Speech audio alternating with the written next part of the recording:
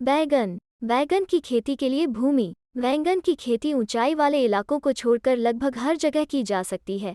यह सभी जगहों पर सब्जी की फसल के रूप में की जाती है। बैंगन की हरी पत्तियों में विटामिन सी पाया जाता है। बैंगन की खेती अच्छी जल निकासी वाली सभी प्रकार की भूमि में की जा सकती है। बैंगन की खेती के लिए रेतीली मिट्टी और रेतीली दोमट मिट्टी उपयुक्त होती है, जिसमें कार्बनिक पदार्थ भी होने चाहिए। अच्छी उपज के लिए मिट्टी का पीएच मान 5.5 से 6.6 के बीच होना चाहिए। बैंगन की खेती के लिए सिंचाई भी उचित होनी चाहिए। बिजाई का तरीका। बैंगन की अच्छी उपज के लिए इसके बीज भी सही तरीके से लगाने चाहिए। हमेशा ध्यान रखें कि दो पौधों के बीच की दूरी दो पंक्तियों के बीच कम से कम 60 सेंटीमीटर होनी चाहिए। जब भी बीज रोपा जाए तो पहले 4 से 5 बार अच्छी तरह से अलग करके खेत को समतल कर देना चाहिए और फिर उसमें आवश्यक आकार की क्यारियां तैयार कर लेनी चाहिए। बैंगन की खेती में 300 से 400 ग्राम बीजों का प्रयोग कम से कम प्रति एकड़ खेत में करना चाहिए। बीज को 1 सेमी की गहराई तक बोने के बाद मिट्टी को अच्छी तरह से ढक देना चाहिए। बिजाई का सही समय। बैंगन के फलों के रंग तथा आकार में विभिन्नता होती है। पैदावार की दृष्टि से यह एक संकर किस्म है। जिन पौधों की ऊंचाई लगभग 70 से 80 सेंटीमीटर होती है, ऐसे फल चमकदार बैंगन के होते हैं। वैसे तो बैंगन की खेती साल भर की जा सकती है, लेकिन यह अक्टूबर और नवंबर के महीनों में सबसे उपयुक्त होती है।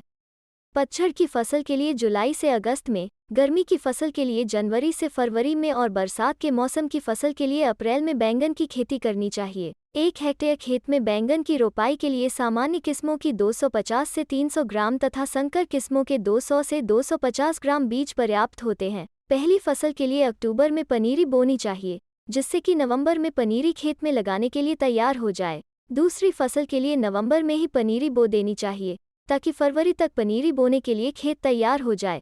तीसरी फसल के लिए फरवरी के आखिरी तक पनीरी बो देनी चाहिए, जिससे कि अप्रैल के आखिरी तक पनीरी खेत में बोने के लिए तैयार हो जाए। चौथी खेती के लिए जुलाई में पनीरी बो देनी चाहिए, जिससे अगस्त तक पनीरी खेतों में बोने के लिए तैयार हो जाए। खाद और उर्वरक। बैंगन की अच्छी खेती के लिए समय समय पर उसमें खाद और उर्वरकों का प्रयोग करना चाहिए। अच्छी उपज के लिए 200 से 250 क्विंटल प्रति हेक्टेयर सड़े हुए गोबर की खाद का प्रयोग करना चाहिए। साथ ही फसल में 260 से 325 किलोग्राम यूरिया, 375 से 469 किलोग्राम चूना, सिंगल सुपर फॉस्फेट और 83 से 100 किलोग्राम चूना प्रति हेक्टेयर की दर से पोटाश के म्यूरेट की आवश्यकता होती है। सिंचाई। बैंगन की अच्छी फसल के लिए सही समय पर अच्छी तरह से पानी देना बहुत ज़रूरी है।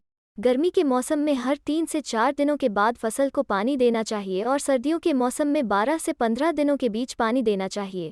फसल को बचाने के लिए और मिट्टी में नमी बनाए रखने के लिए लगातार पानी देना चाहिए और इस बात का ध्यान रखना चाहिए कि बैंगन की फसल में पानी खड़ा न हो, क्योंकि बैंगन की फसल खड़ा पानी बर्दाश्त नहीं कर सकती और इस वजह से फसल खराब हो जाती है। फसल की तुड़ाई। बैंगन की फसल की तैयारी के साथ साथ इसकी कटाई भी बहुत ज़रूरी है।